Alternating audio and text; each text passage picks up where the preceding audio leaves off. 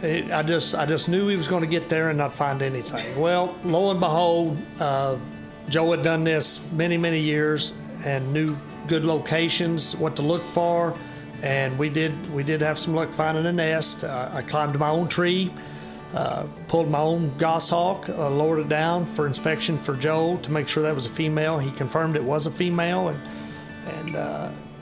then I was off and running. I mean, that was the second best thing in my falconry career, was getting my first goshawk in Wyoming, finding it, pulling it myself, and manning it down myself. Outside of catching my first rabbit with my red tail, that's the second most highlight of my career right there. Hello everyone, welcome back for another fun-filled falconry podcast brought to you by the Falconry Fund. Fund information found in this podcast, including how to donate, fund activities, podcast information including disclaimers, and contact info can also be found on the website at www.falconryfund.org. And this week's episode brings you all close to my home being southern Indiana, that is, particularly around the Evansville area. And our guest this week also happens to be one of the very first falconers that I started getting out with almost every weekend whenever I was first bitten by the falconry bug a handful of years ago. As a matter of fact, the very first head of game that I ever took with a trained raptor was with our guest goshawk, Dixie, and she'll actually be mentioned a few times in this episode, but I'll definitely never forget that particular hunting experience because I know after that, for me, I was sold. I wanted to get out every weekend, I wanted to learn, and I was definitely motivated to do everything in my power that I could to earn my sponsorship. And I've also seen several other falconers who, after seeing Mark's goshawks fly, were either instantly bitten by the accipiter bug in general or decided to go ahead and give goshawks a try the following season or whenever it was physically possible for them to get their hands on one and train one up, which I think is a real testament to the success that Mark has had with goshawks. So on that note, I'm going to go ahead and turn you all over to the Southern Director of the Indiana Falconer Association and my friend and fellow Southern Indiana Falconer, Mark Hermann. All right, and 3, 2, 1. How's it going, everybody? It's John Munier again. I'm here today with one of my fellow Southern Indiana Falconers, who also happens to be our Southern Director for our state club, the Indiana Falconers Association. This is Mark Hermann. How's it going, Mark? I'm doing good, John. Welcome to the house, and glad you had a safe trip back from Utah. Thanks. What did you think of the Falcon? It's really something different. You don't see a lot of them around here, Southern Indiana. As far as I know, you're the only one that's flying one at this point. Yeah. It's for everyone listening. Basically, I just got back from Utah and just got done pulling a prairie falcon and whatnot, and I just came up here to present Mr. Falcon with his first quail, live quail, that is, and Mark was nice enough to hook me up with one of his quail to give that little test run, and looked like it did pretty well. It did. He really took right after it. For first time ever seeing live game, went right after it. Yeah. No, it's always fun, always a good time. So basically, want to go ahead and start off with just the typical starting question. Basically, one of the goals of the podcast is to find out different stories and different aspects of falconry from different perspectives and whatnot. So go ahead and start off by just telling everyone a little bit about your initial interest in the sport and how you got into it. And go ahead. Yeah, sure, John. I've always been a hunter since I was probably old enough to walk. The initial start into falconry, though, that all come as kind of like a surprise. It all just pieces all fell together. I was turkey hunting one year and happened to look out across the cornfield and happened to see a wounded bird. Couldn't fly. I watched him for a while, hopping around. He couldn't take the flight, so I knew he was hurt. And once I decided turkeys wasn't going to work out that morning, I went out there, and of course he took off running. I threw my turkey vest over it, and lo and behold, when I got home, it was I found out that I had rescued a peregrine falcon, which is something unusual here in southern Indiana. Very, very. Now, not being from a raptor background, I had no idea. Just another chicken hawk, just like everybody. So done a little Googling, put it in a spare dog pen that I had, and started collecting some starlings and whatnot to feed it. And wasn't long I realized it was probably highly illegal for me to even have it. So I contacted a falconer from the Evansville area, whose name I'd gotten from the conservation officer, our local conservation officer, and his name was Joe Henry. So I called him and told him my dilemma with this peregrine. Of course, he swore up and down I had a Cooper's hawk, and I sent him a picture, and lo and behold, he says you do have a peregrine, and he was on the way.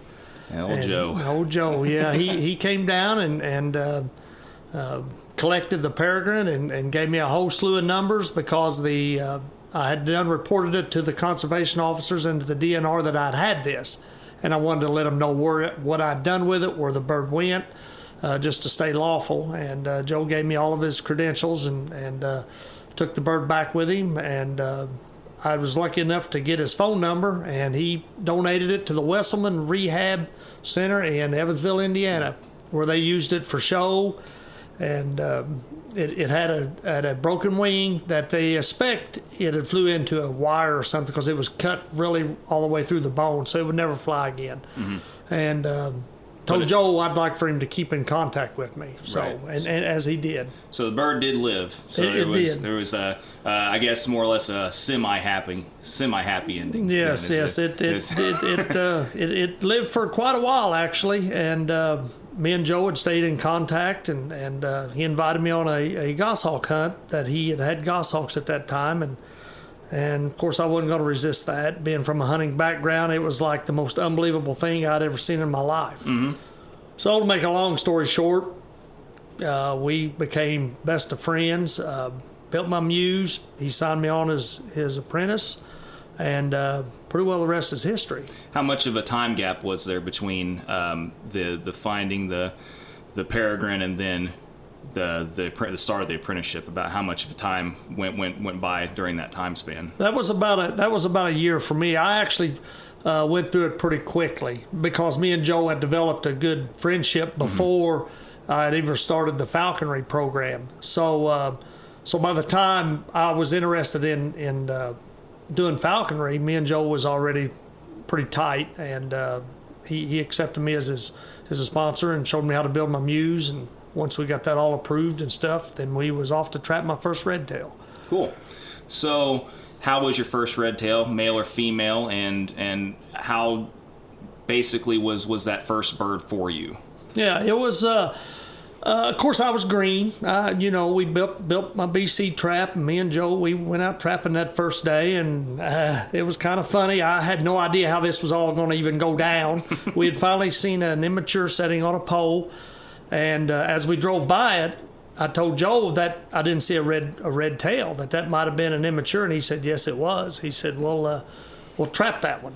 So I said, well, what are we going to go up here and turn around and set the trap out? And he goes, nope, done threw the trap out. We're ready to go. And so we trapped that one, and it was a female. It was a female red tail, and it went pretty fast. About 2.5 to 3 weeks, I had caught my first rabbit with it, and it missed the first rabbit that it had ever seen. And I looked straight at Joe. Like I said, we'd developed a relationship before this, so I told him, I just told Joe, I knew this wasn't going to work. There's just no way this bird's going to catch this rabbit, and sure enough, it didn't. Mm-hmm. Well, he shook his head and laughed and threw it back up. So I threw it back up, and the second one got up. I heard the squeal under a sticker bush, and I absolutely could not believe it. Yeah. It was the most unbelievable thing that I had ever done in my hunting career. Jeez. Well, I think that those first squeals for everybody that gets into the sport are always the most special, so to speak. It's always the most resounding thing that everybody remembers, the first catch of a live quarry with the first bird and whatnot. So go ahead and take us through the rest of that first year then. What happened after that? So I'd caught, 4 or 5. And Joe had always warned me about the transformers and flying too close to traffic. And there was a time then I finally pushed my luck, and sure enough, she pitched up on a transformer and got electrocuted. Yeah. So that was like the high of the high and the lowest of the lows. Sure. So to keep my spirits up, we applied for another band, and I trapped a second one and finished out the year with that second one. And then to skip all the way through, and of course, then the second year, took that bird through the moult. Second year, caught game, made it all the way through the apprenticeship, and then it was time to sign on to as a general. And then that's when the old accipiter bug bit me, and away we went. Gotcha. So, yeah. So basically, I know I've heard stories obviously of the first female, and then the male red tail that you had.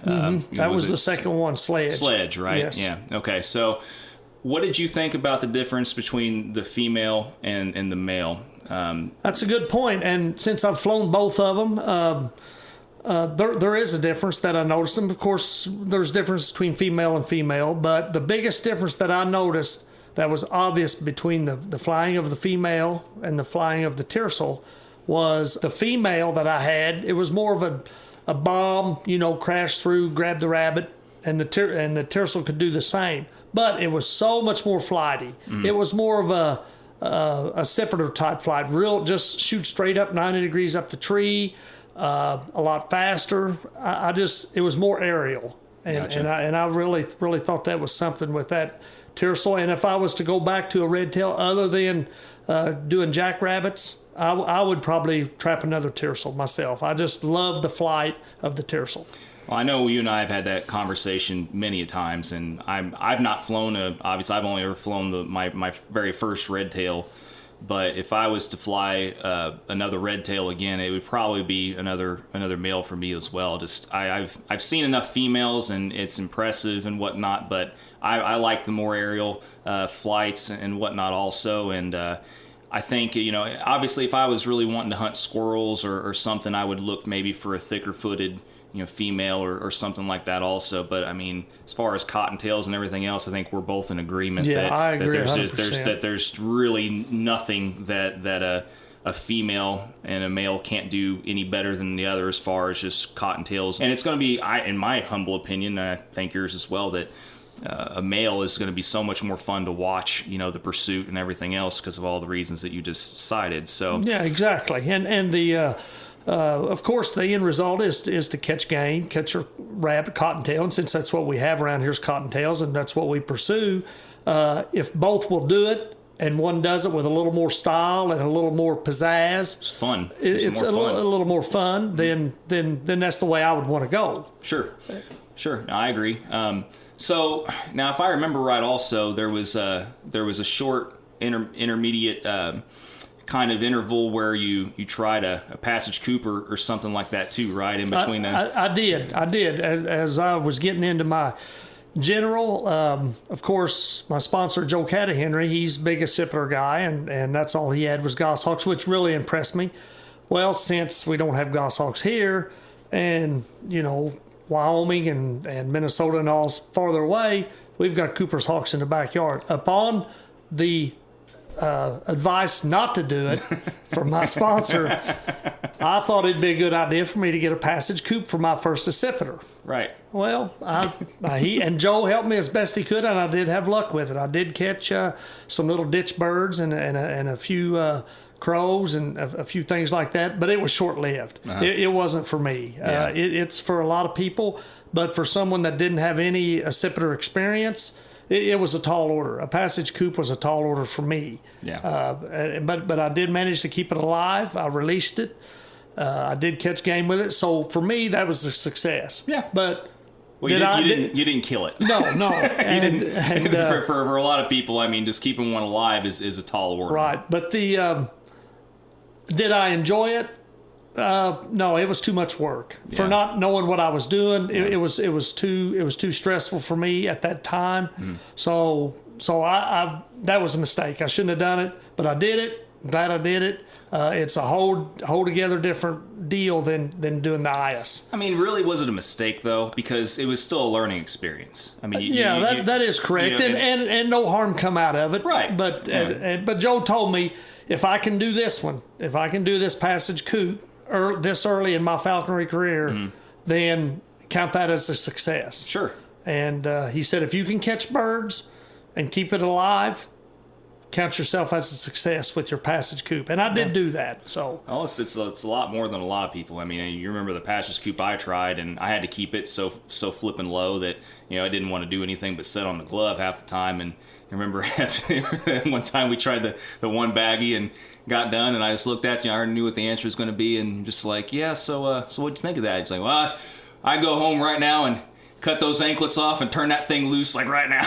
Yeah. but no, it's they're tough birds. Yeah. I mean, they're definitely different. Out of curiosity, was that bird, that passage coop that you had, was it trapped more in the country, or was it more a city bird? That was a country bird. Okay. That was a country bird. There was one hanging at my buddy's house that was hanging in his back tree, and I just took my Swedish goss trap over there with a pigeon in it, and by the time I got back to the truck, I had it. Yeah. So if you got pigeons around, they're not too hard to come by. Right. So I still wonder if there's not some validity to the theory that getting a city coop instead of more of a country coop, it might have better luck, since it's already been around people and seen cars and people and dogs and everything else, and a little bit more than the country coops, but who knows? And you may be onto something there, because I've pulled quite a few coops out of the nest for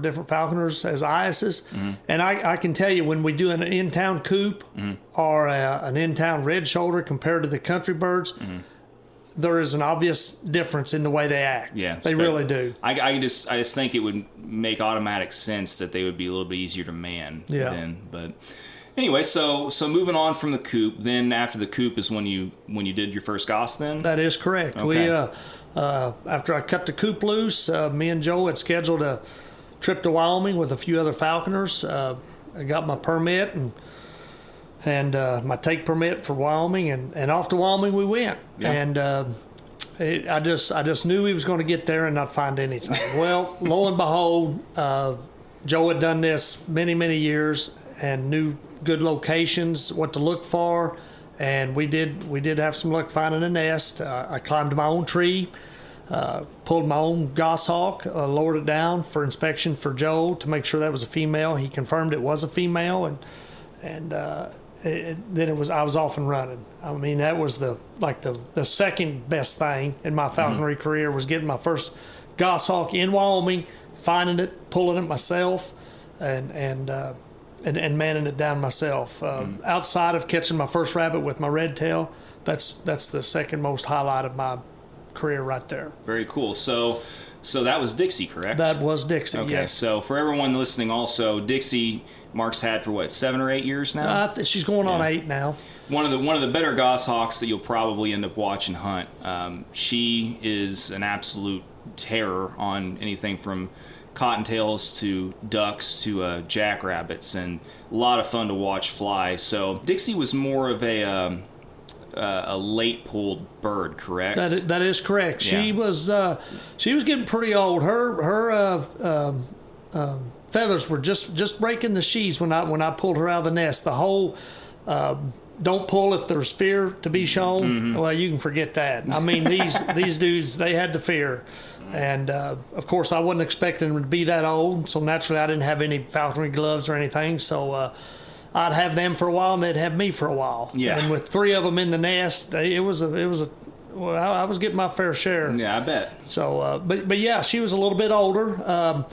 I told Joel they were older when I hollered down. He said, wet out of the egg or just about to jump out of the nest. He said, we'll make it work. As long as they're in the nest and they can't fly, pull one. And I did, and it worked out really well.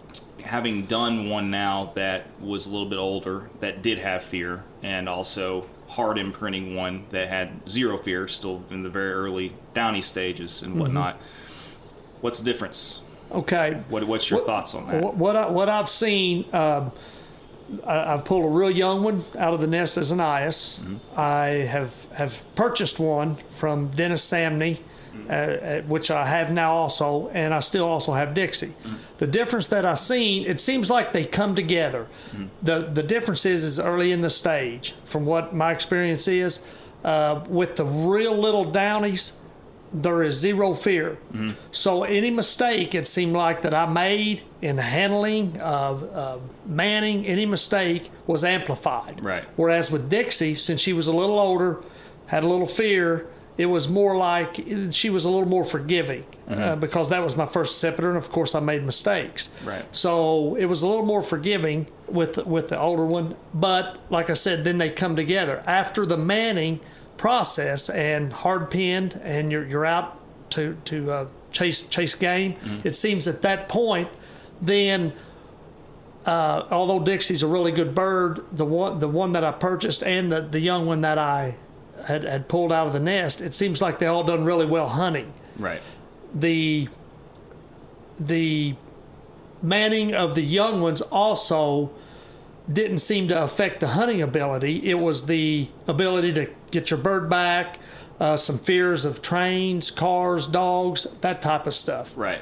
And all of that is kind of contributed to the way that I have to do it, and the way that I choose to do it.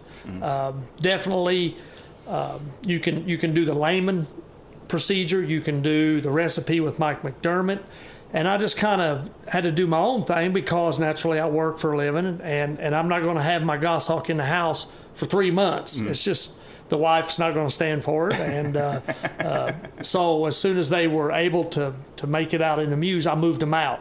That's a mistake, I feel like, as far as the manning process, because I know guys that keep their birds for 3 months straight in the house. Sure, yeah. 100% socialization. It does make a Definitely, no doubt. Definitely. Well, I mean, any amount. It doesn't matter if it's a passage bird to all the way down to a downy. The more they're around people, the better off they're going to be for the most part, for sure. But all that being said, I mean, overall, which one would you prefer at this point?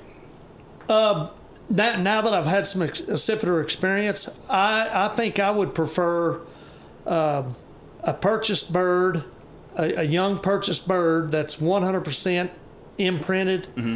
I like those because you get the best of both worlds. You get the great hunting ability of the goshawk, plus you get the 100% attention to the falconer as far as being able to get it back, man it down. It was much easier than what it was with Dixie, who was a little older eyes. It seemed to be, and then your end result is a little bit easier as far as getting her back and different things. I have a little trouble getting Dixie back. The window's not quite as big as it is with like a purchased bird. Yeah, a full imprint. A full imprint. So you get some benefits both ways. With Dixie, the mistakes that I made, she didn't seem to hold too much of a grudge. Right. Zero aggression, that type of stuff. With the 100% imprint, it seemed like any mistake that I made, I paid for it. Yeah, I witnessed a few of those. Yes. So yeah, it was a learning curve, and but now that I feel like I've got a little better handle on how to do it, I would, if I had to do it outside the money aspect of it, which a trip to Wyoming from southern Indiana, taking off work, buying the permit, gas, van rental. I'm not really a whole lot cheaper off than just purchasing one for anywhere from the $1,000 to $1,800 range. They're both compatible. Right. The only thing you're missing out on, obviously, is the experience. Exactly, and I'm there again. Whether it was my first goshawk, which meant a lot, but climbing the tree, finding the nest, that does mean something. It is about the experience. So sure, how can it not? I mean, you've put in all that work, and heck, even when we went a couple years ago, I mean, how many miles was it? 50-something miles. Yes. I mean, just to find Yes. 8 inactive nests and one barely active one. that is true. Yeah, it was 52 miles and one active nest that had 3 older chicks in it that were small. It was a bad year, but nonetheless, I mean, it was a big relief to even find that one nest. So that's another thing I just kind of want to touch on a little bit too. Is, I mean, one of the other podcasts just recently did was kind of talking about that, you know, the experience part of it, and you know, it was brought up that everybody should experience that at least a couple times and should go through the steps that you have to go through to kind of find your own bird, climb up and get your own bird, if obviously you're physically capable of doing that. Right. Taking the time to search out your own nest, how to do it, and all that kind of stuff. So whenever, I mean, obviously you had a good teacher in Joe who already knew how to find these nests and the signs and everything to look for and everything. Yes. What would you tell someone who wants the experience, whether it be Wyoming or Minnesota or Wisconsin or Utah, wherever it may be? What would you kind of step by step tell someone who's not done it before how to go about finding their own nest? I know it's a really broad, kind of all-encompassing question, sure. but just from a green standpoint, how would you go about doing that? Yeah, and I agree 100%. Even if it's something that you're really not interested in, as far as climbing the tree or what have you, the experience of finding your own bird and being able to pull your own bird and man it down and all that, it means a whole lot. It really does. Mm-hmm. So if you're not doing that, you're really missing out on a good side of falconry, because it really is rewarding. As far as how to get started, it's really not rocket science. It all starts at home in the living room. The area you want to look, whether you be in Utah, Minnesota, Wisconsin, Wyoming, New Mexico, wherever the area is that you may want to look, you would start with the Google Earth maps. From there, you could type in like the biology of New Mexico goshawk, and there will be a Wikipedia or some information on there about their nesting cycle, timelines, areas that they like to habitat. The birds in Minnesota and Wisconsin, they will nest in deciduous, but they like conifers also. In Wyoming, we simply find them in quake and aspen and pine trees. Mm-hmm. So those would be important areas that you would want to learn on, as far as where do I need to look. And that's where Google Earth comes in. You can pull up a wintertime photo of an area, and the reason you use wintertime is because the leaves haven't turned green yet in the winter, so your pine lots really stand out. Okay, yeah. So if you're in an area where they mostly like to nest in pines, the pine lots jump out at you. Mm-hmm. Then you get a GPS coordinates on these pine lots. Now, if it's in the middle of a city park or between two busy highways, you can mark it off. Mm-hmm. I mean, you have to use a little bit of discretion sure. on, this is on the side of a mountain. There's no main roads other than this logging road going right up through the middle of this pine lot. It's surrounded by hardwoods, got a swamp in front of it. Those are items that you would want to look for. Mark it down, and then the footwork comes in. You would establish your timeline if you're lucky enough to live in the area where you can use a electronic caller. That takes a lot of the work out of it. You've established your timeline, and that usually works during the nest building time and after the chicks are hatched. During the egg brooding time, you can forget it. They're not going to answer. Gotcha. So pull up your timeline. If you figure that your chicks are hatching at end of June, 1st of July, then you would want to back up 32 days or so, and during the nest building period, play your call. Go in there with an agitated goshawk, which you can pull off the internet also. We use Turbo Dog from Primos. They're easy to download.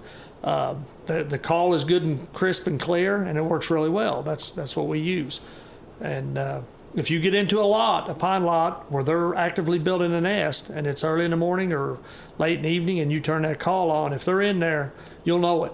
Gotcha. And then just mark it GPS coordinates, and then come back in, a couple weeks, 2 or 3 weeks, and see if she's brooding her eggs. If she is, then don't return until, the time frame that the chicks should be hatched. Right. That's how we do it. And which is about how long of a time frame from about 32 to 35 days. Okay.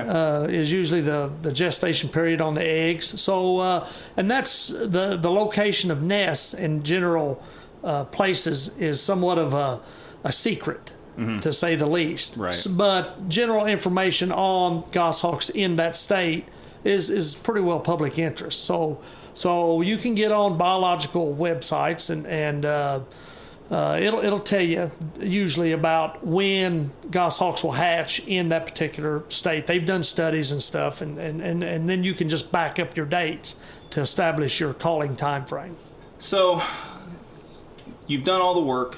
You've climbed up. You've pulled your own chick, no matter how old it is. Exactly. As long as it's incapable of flight, she's good to go the way I see it. Yeah. So, because it's not like you're going to, well, unless you're just ultra picky and you live around there and you can just go climb a bunch within a day's worth of a trip or whatever. Man, that was a lot of work. I still remember all that deadfall, man. That was crazy. Yeah, it's a job, especially in Wyoming. It's not quite as much work in Minnesota and Wisconsin, but each one of those states also has their challenges. Wisconsin's got a lot of laws, a lot of do's and don'ts, where you can pull, where you can't pull.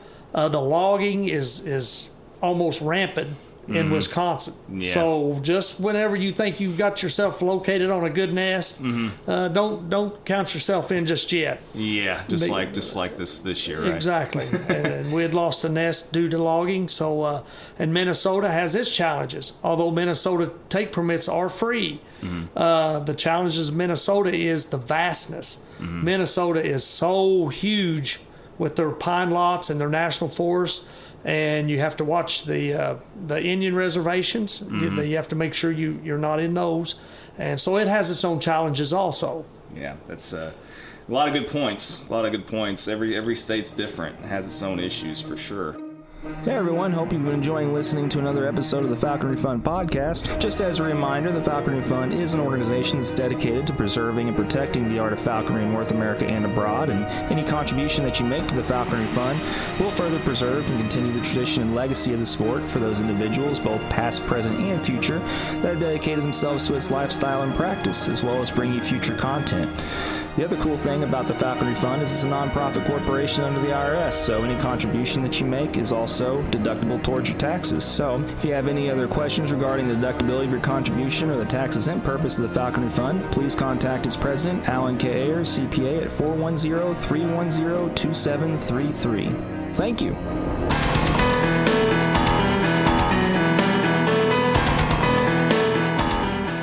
Hey everyone, hope you've enjoyed the episode so far and hearing about some of Mark's experiences getting into the sport and nest finding and other topics. And one of the things I wanted to still discuss with Mark was some of his training techniques and how he went from training the different types of ISs he's had. So let's jump right back into it. So anyway, going back to it before I digress there.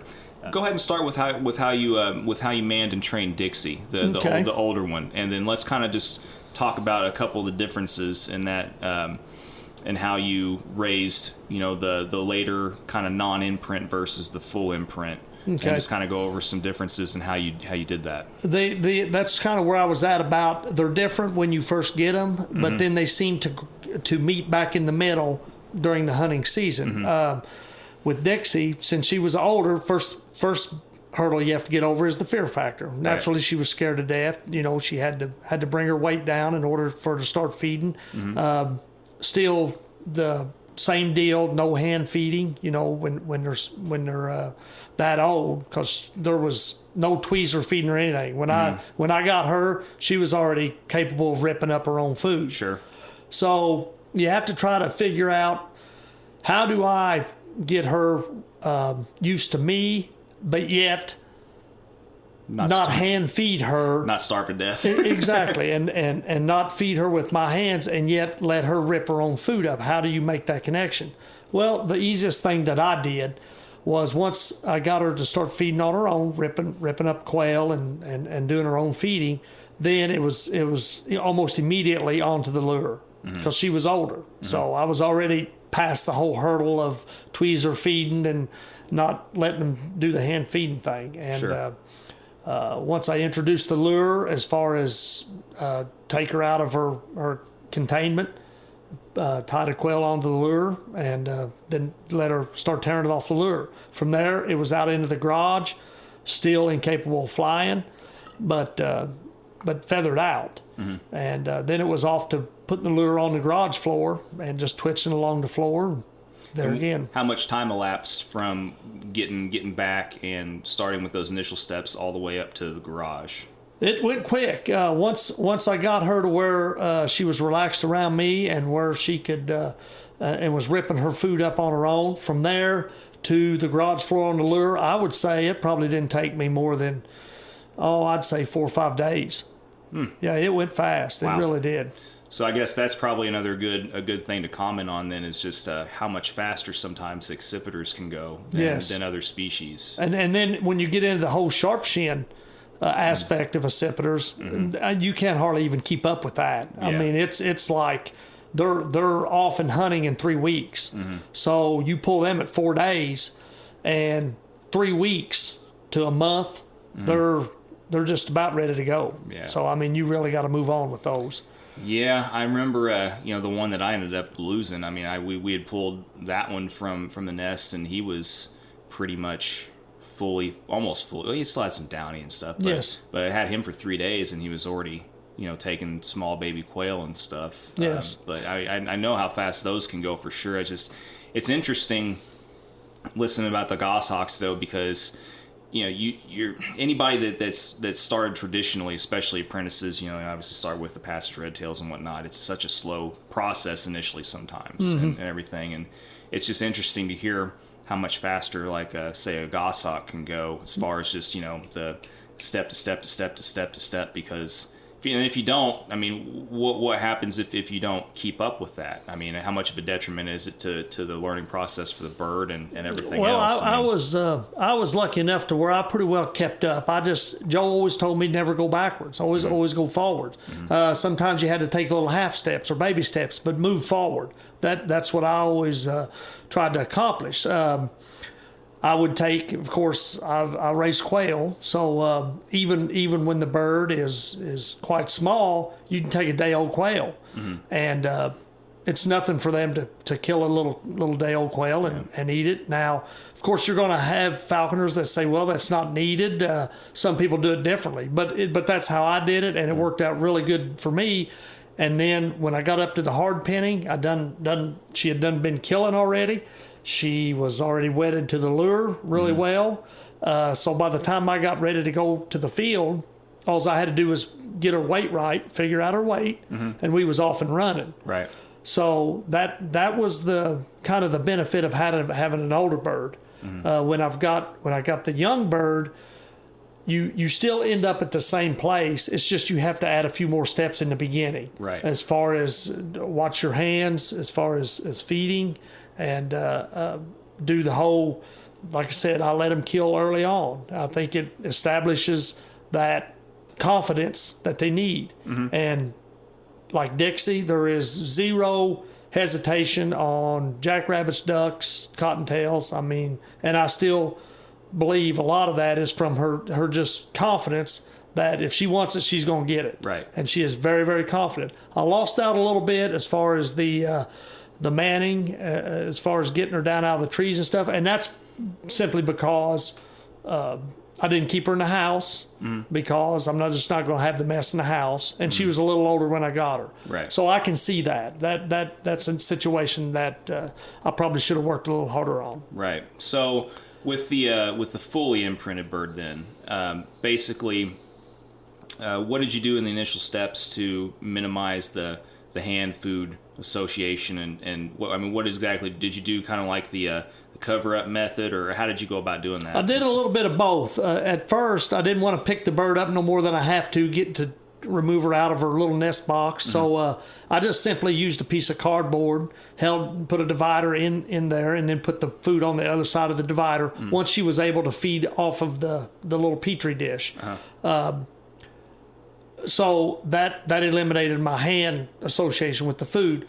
Before that, when she was real little, I would just simply use the tweezers, and then I ended up using I just went and got a real long stick and sharpened it on the end. I'd stick a little piece of meat on it and then run it in over the top of her head just like Mom would. Right. And that was real. And then once she started being able to feed on her own, but yet not ripping up food, then that's when I used the cardboard and put it on the other side, then removed the cardboard, and there was her food. Gotcha. Okay. So I did that. Okay, so basically right before the full hunting scenario, like the legit hunts and everything, how did you go about drilling? It's more or less simulating a hunt. Right. Okay. Well, I tried something. There was the drill technique. Put a long line on a cordless drill, tying a dead rabbit or some fur on it, whichever you prefer, and then run it out there with the drill and let the bird come off the fist as the dead rabbit ran away from you, with somebody operating the drill that was winding the string up. That works really well. Now, having said that, I don't know that was the cause of it or not, but it seemed like it slowed me down a little bit when I got out to the wild cottontails. It seemed like the birds that I used the drill on had a little more trouble getting started on those, as opposed to Dixie. I did not use the drill on Dixie at all. I just simply got out in the September heat at the first of our season when the rabbits were small. I'd find little pockets of weeds around mowed areas where I'd try to run the smaller rabbits out into the open. Right. And Dixie immediately took out after every one of them. Now, I don't know if the ones that I used on the drill were looking for the easier, when the rabbit would turn or juke, if that had anything to do with it or not. But I found that I would probably prefer just going out and doing the real thing with the smaller game early in the year, as opposed to the drill. Well, you did zero. Okay, so once again, for everyone listening, zero was the other goshawk that Mark had after Dixie. Yes, that was an IS pull, right? But it was young. You trained her on the drill too, though, right? I absolutely did. I did, and she came out of the same area in Wyoming as what Dixie did also. Right. She was a younger bird. I thought I raised them pretty well the same. Once she got up to the age that Dixie was when I pulled her, I did everything exactly the same. The only difference is that I did use the drill, and she would not do jackrabbits at all. Right. It was just she was basically the same size. Dixie would fly about 29 and a half to 30. I could fly zero about 28 and a half to 29. So there was she was a little smaller, but the confidence wasn't there. It wasn't. The confidence was not there as it was with Dixie. Could be just a personal issue with the bird, or it could be the way I trained it. One I did with the lure, one I did not do with the dragged rabbit. Yeah. Because initially, once you got to that step where you kind of mentioned that eventually you meet in the middle. Yes. And stuff. No matter what, either way, I mean, you were already giving both birds, even before they could fly, quail and things like that, right? Absolutely. So yes. It wasn't so much an issue of the confidence difference in the early onset. Right. It was just, so I mean, I guess you probably could almost attribute it more just to an individual bird personality than maybe yes, or something. It could either been that or the drag, because once her age got to the same age as what Dixie was when I pulled her, then they were both on the same road. Right. And I did everything exactly the same except one. I used the dragged rabbit. The other one I did not. Gotcha. The bird that I'd purchased from Dennis Samney, which he actually hatched it in an incubator, I think. Yeah. It was not chamber raised. And I did not use the dragged rabbit on it. That was 100% full imprint. And I have no issues with getting her back. She's a cross, though. She is a cross. Finish North American. Finish North American. Okay. Jackrabbits all over them, just like a mad wasp. Yeah, and Falconers' hands too. Exactly. And that was the point that I was making earlier about. It seems like the 100% purchased birds, in my opinion, the mistakes are amplified quite a bit, because there is zero fear, and you're usually the recipient of something gone wrong. Right. So real quick, just before we move on to the next the next thought, what were the biggest mistakes overall that you felt you made with each type of bird? Okay, I know right off the bat, because it's the last one that I did, was the cross that I have. Mm-hmm. The biggest mistake there was preconceived notion. Uh-huh. That is the number one. And Joe always told me, you're better off never asking, what does one of these birds fly at? Right. Asking the breeder, how much do they usually weigh? Yeah. That's bad, because I took a preconceived notion of what I thought this bird should fly at. Mm-hmm. And of course, my lure response was Johnny on the spot at that preconceived weight that I thought she should fly at. Sure enough, that's my weight. Yeah. So I go out after jackrabbits. She just absolutely worried to death about everything other than subduing the jackrabbit. Even after she would grab it, you didn't want to mess with her, because she was not 100% focused on that jackrabbit. She was focused on everything going around. Now, you could have contributed that. Well, you got her too low. She's aggressive. No, it was exactly opposite. I was way too fat, and I realized that after the first 2 jackrabbits, this bird's just way too fat, because they act the same too fat as they would too low. You need to get them focused on what they're doing. And once I dropped the weight a couple ounces, which I didn't want to do because my preconceived notion says this bird should fly here, but in reality, it was not. So once I figured the weight out, I was good to go.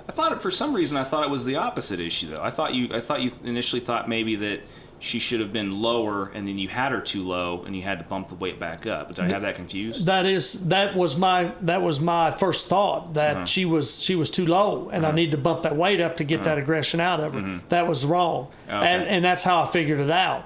The higher I went, the worse it got. Oh, okay. She still would not turn down game. She was all over everything. Right. But the control that I would have on game was just not there. Gotcha. And so I thought, this ain't working out. Gotcha. So I started going the other way. Yeah. And then when I hit the magic number of and she does about 30 and a half to 31 is where she flies. And I was under the impression, well, she's got finish in her. Yeah. Surely to God, this bird will fly at 35, 36. But that was a mistake. So once I got the weight down where it needed to be, all the problems started to iron out, and I was off and running. And that was her immature year. This will be her first once interviewed year will be this year. So we'll see how this goes. It's hard to keep the facts straight sometimes whenever all you're doing is trying to focus on digging talons out of people's hands. We had a little bit of an issue out there at Kansas, and a little bit of an issue. Yeah, but we got it lined out, and as long as you come out of it learning something and knowing something, then you've done all right. But if you keep repeating the same thing, then it's not good. It's not good. And I always said, and I told my apprentice, Dwayne Wilhite, in the sport of falconry, what I have found and what I try to base it on is there's 3 easy steps to be successful on falconry. 1, can I get my bird back every time? 2, will it catch game for me? And 3, is it not aggressive towards people? If you can accomplish all 3 of those, you're a success. Yeah. If you're missing one of them, then you're probably just mediocre. But if you can get all 3 of those accomplished, that's about all you can ask for. Right. Well, and then there's other guys obviously that have other little kind of other finer points, that kind of piggyback off those and stuff too. But I think those are learned a little bit more as you keep growing as a falconer. And yes. Stuff too, yeah. Sure. And it definitely, especially with the accipiters, I just thank God I had Joe in my back pocket to start out with one. Yeah, on your own. Easy to mess up. They're easy to mess up, and phone calls, they're great. But you really need to hook up with somebody that's got a little bit of experience with one to walk right beside of you in a hunting situation or a problem that you're having. There's some great books out there. McDermott's got some good ones. There's some good ones out there. So basically, the moral of the story with them, the most important thing I know you've mentioned it to me several times, is just kind of forget about the weight and read the bird. That is 100% accipiter. Yeah. That's 101 right there. Read your bird. I walked out to the mews today. Well, she had 1 foot pulled up. I walked out to the mews yesterday, and she smacked the window. Yeah. I mean, there's something going on. You read the little bit of, I walked up on her when she was on a cottontail. she left the cottontail and grabbed me by the pants leg. Yeah. Last week I walked up, she wasn't even mantling. The trade-off went well. What happened? What's different here? Something's a little bit different. You read those little bit of because the bird's telling you exactly what it needs. It really is. And when you boil it all down, once you've got your bird man down, when you cut through all the smoke, it's mainly weight is up or weight is down. Right. That there's no more to it than that. Yeah. That's just about basically it. Once you got your manning process completed, that's all you can do. Yeah, it's a good way of looking at it. And you know, I think there's so many times where guys, especially the ones that aren't as experienced and stuff, they try and look at every single little thing aside from the actual real problem. Right. And it seems like that just in turn keeps causing more problems for them and keeps spinning their wheels, and all of a sudden they've got a head case of a bird. And Right. you know, it's sad to see sometimes. And sometimes each individual bird has its own attitude. You know, Dixie is different than Zero, and Zero is different than furs that I have now. And even though you do everything exactly the same, one bird turns out this way and one bird turns out that way. So read each individual bird to the best of your ability, and talk with somebody that's got some experience, Yeah. and to get that bird going. If this bird doesn't like trains, come roaring by, and you got a bird that's relaxed around trains, then hunt the bird that's relaxed around trains. Yeah. You know, Yeah. it's you Yeah. can't read too much into it. Right. Just you know, if they got a fear, don't irritate them. You know. Cool. Well, I mean, as far as just kind of a final note, I kind of want to talk about sharpshins a little bit. And Yeah. I mean, you've flown the one sharpshin and stuff, and what do you, as far as finding the nests and stuff for those, what recommendations do you have for that? That's where I really enjoy. I really enjoy. I'm not much of a micro falconer as far as bird on bird stuff. I'm not much of a micro, but I absolutely love nest hunting and figuring out the sharpshins of southern Indiana, because that's what we have around here, and Cooper's hawks. And me and Joe's worked for many, many years on this, and we've got it down to pretty well a science in our area. And for the most part, it should work all over the United States.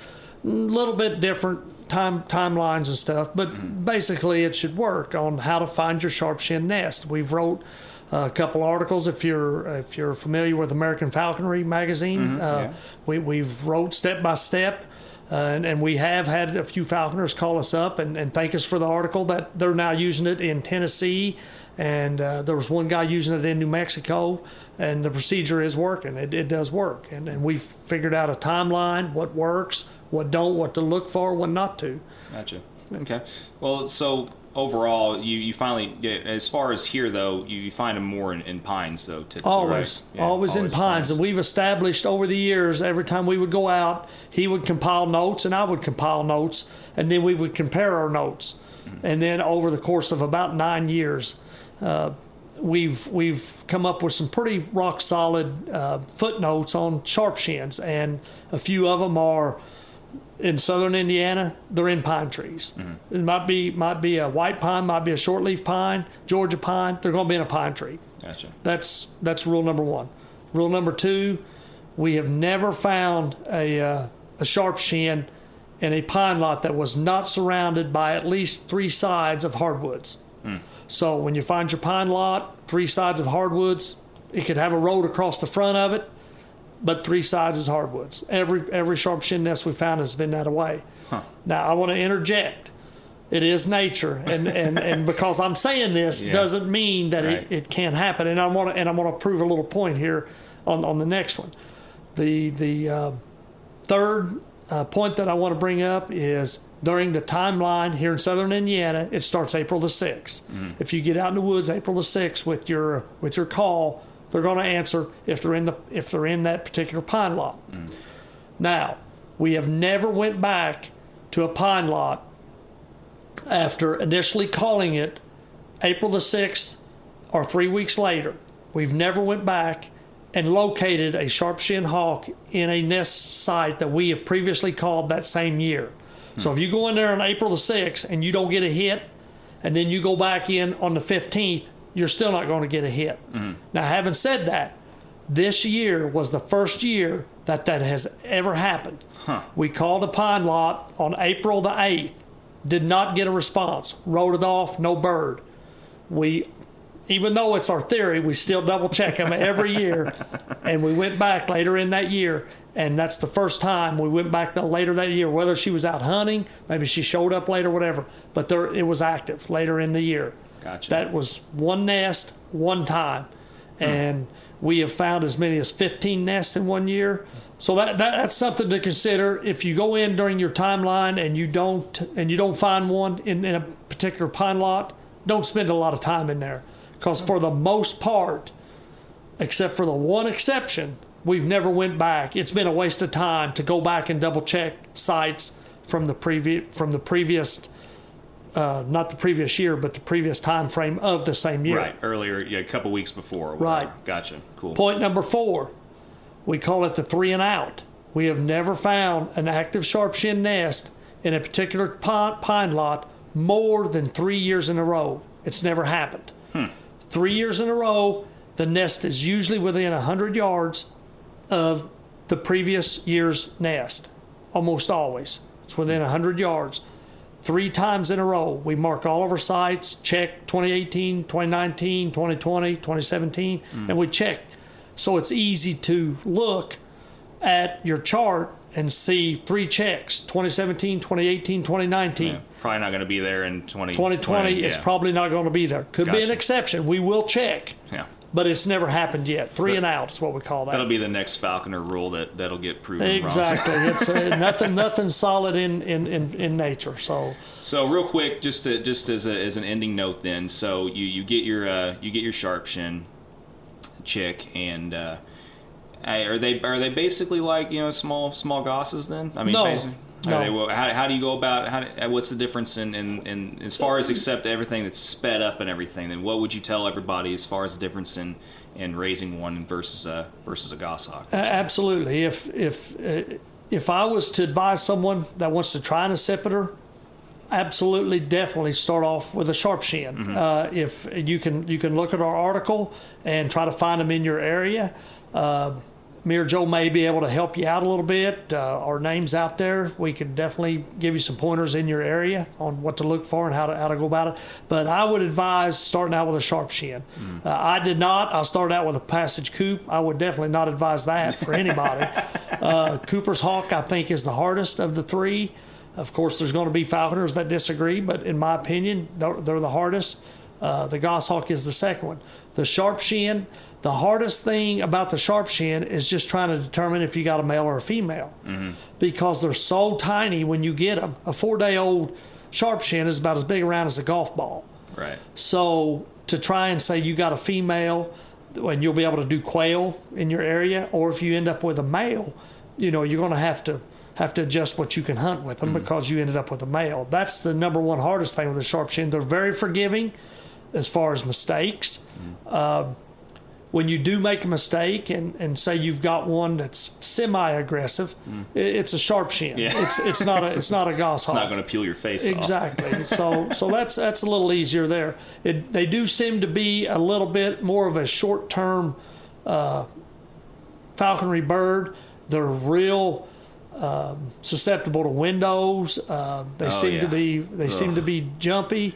They seem to be a little more just prone to accidents because they're so small. Cooper's hawks just love to come out of nowhere and snatch one. Yep. So I would say they're more of a short-term accipiter, but they are fun, and they're quick as far as manning one down and getting out in the field and getting to hunting starlings or house sparrows or whatever you may have. It goes fast with a Sharpie. It really does. Yeah. Well, cool. Well, I mean, I appreciate you taking the time to do this. I know being the the accipiter guy that you are and all, and just, being Mark Hermann, you have a hard enough time keeping your butt planted in one spot for any prolonged period of time. This was just about my time limit. Yeah, here. I know.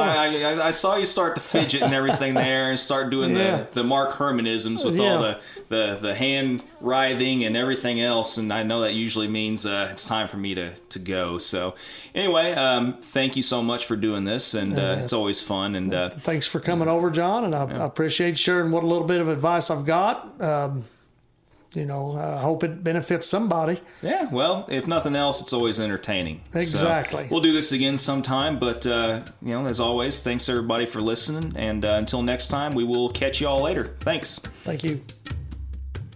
Always good getting to hang out with, catch up with Mark and talk shop, and it's always good to have him and the other Southern Indiana guys here as a resource to help out with different projects, and also for the occasional quail and just the overall advice and helping hand. So appreciate the time, as always, to Mark and for his input. So hope you enjoyed it. As always, thank you again so much to the Falconry Fund for making the podcast possible. If you have any donations that you want to make, just please go to falconryfund.org. Any donations are always greatly appreciated because they go a long way towards future endeavors and for making future content for you all.